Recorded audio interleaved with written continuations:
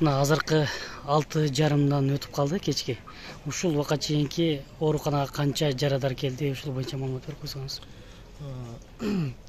Баткен областык биргелешкен ооруканасы жана Лелек жалпы дарежелик практикалык борбору, ошондой эле Колондо жалпы дарежелик практикалык борборуна жалпысынан азыркы убакка 55 жаран кайрылды. Бардык жарандарга тийиштүү медициналык жардам толук кандуу көрсөтүлдү. Ошондой эле Бишкек шаарына дагы бейтаптарды котордук санавиация аркылуу. Ал эми оор абалдагы 2 бейтабыбызды Айдаркен жалпы дарежелик практикалык борборуна котордук. Азыркы күндө абал дагы деле болсо кооптуу бойдон турууда.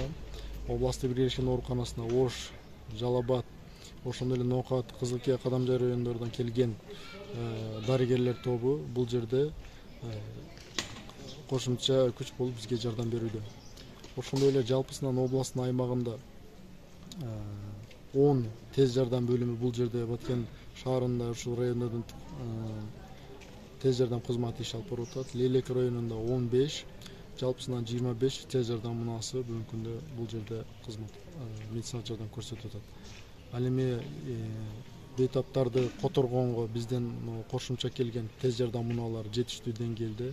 Ал эми ошол райондордо дагы тез жардам кызматы биринчи медициналык жардам көрсөтүүдө жетиштүү деңгээлде. Ал эми ооруканаларда дары-дармектин, ошондой эле кандын запастары жетиштүү деңгээлде. Дагы деле болсо күчөтүлгөн тартипте иш алып барып жатабыз. Лейлек районунда 15 жашар кыз дагы каза болду. Ошол Кулунду жалпы дарыгерлик практикалык борборунда 15 жашар кыз түшкөн, каза болуп калган. Ошо биз келгенде ошондой каза болуп чыккан. Эми азыркы тапта жарадар болгондордун саны мындан дагы өсүшү ыктымалбы? Албетте ыктымал.